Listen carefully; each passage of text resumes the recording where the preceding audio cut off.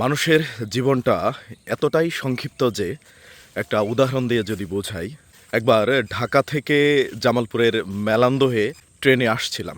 দুর্ভাগ্যক্রমে আসন পাইনি, সিট পাইনি। ট্রেনেও ভিড় ছিল, ঈদের আগে সম্ভবত ছিল। মোটামুটি ময়মনসিংহ পর্যন্ত আসলে আসন পাওয়া যায়। তো জামালপুর পর্যন্ত চলে আসলাম, তারপরেও আমাকে দাঁড়িয়ে থাকতে হয়েছে। তো জামালপুরে অনেক যাত্রী নামার পরে যখন একটা আসনে একটু বসলাম, জামালপুর থেকে এক যাত্রী উঠলেন।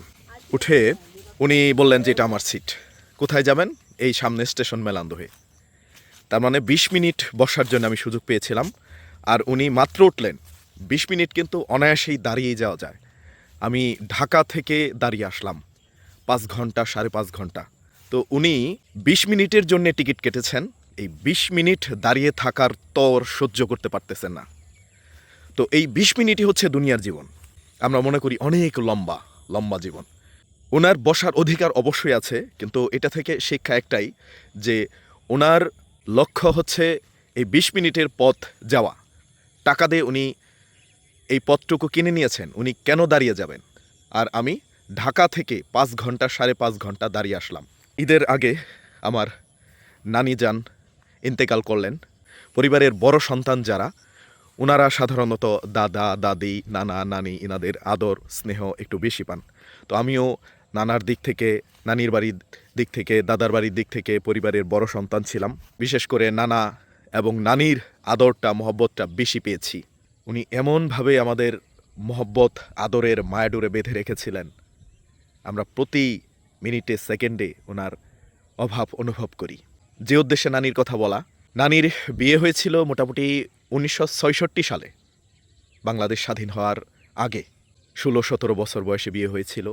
এরপরে মারা গেলেন 2026 সালে। মোটামুটি 60 বছরের সংসার ছেড়ে, 60 বছর আগে যে উনি এই বাড়িতে আসলেন, এই বাড়ি ছেড়ে উনি চলে গেলেন। আর বয়স হয়েছিল 75 বছরের মতো। তো আমরা কতদিন বাঁচবো জানি না। বয়স 30+ হয়ে গেছে। আমার আব্বা মারা গেছেন 56 বছর বয়সে। তো এই দুনিয়ার জীবন খুবই সংক্ষিপ্ত। এই সংক্ষিপ্ত জীবনে মন্দ কাজ থেকে বেঁচে থাকার চেষ্টা, ভালো কাজ করার ইচ্ছা এবং কিছু সঞ্চয় করে যাওয়া, এর মধ্যে আমার পরামর্শ হবে আপনারা বৃক্ষরোপণ করে যান। বৃক্ষ এমন একটা জিনিস যেটা সদগায়ে জারিয়া। মৃত্যুর পরেও এর সওয়াব আপনি পেতে থাকবেন। একটা ফলস গাছ যদি আপনি লাগিয়ে যান, সেই গাছটা যতদিন ফল দিবে, সেই গাছের ফল থেকে আরও যত গাছ হবে, তার সওয়াব আপনি পেয়ে যেতে থাকবেন। আমরা বিশেষ করে তাল গাছ লাগাচ্ছি।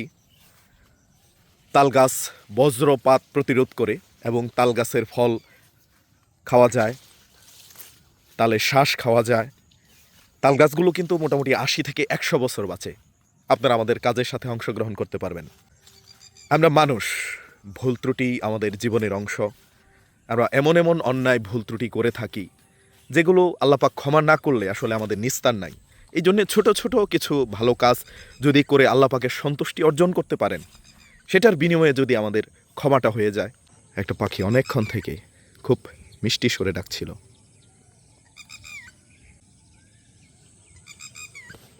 আর লোকেশনটা যদি জানতে চান, জামালপুর জেলার ব্রহ্মপুত্র নদের পাড়ে নির্জনে একটু ঘুরতে এসেছি। মাঝে মাঝে ঘুরতে আসি। তো সূর্যটা ডুবে যাচ্ছে।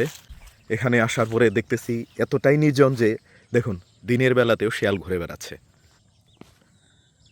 এই যে শেয়াল, শেয়াল বসে আছে। উপদেশ দেওয়ার উদ্দেশ্য আমার নিজের জীবনেও যাতে এই উপদেশগুলো কাজে লাগাতে পারি, নিজের ভেতরে ধারণ করতে পারি, সেই তৌফিক যাতে আল্লাপাক আমাকে দান করেন। এই যে সূর্যটা ডুবে যাচ্ছে আর পাখিটি ডেকেই চলছে।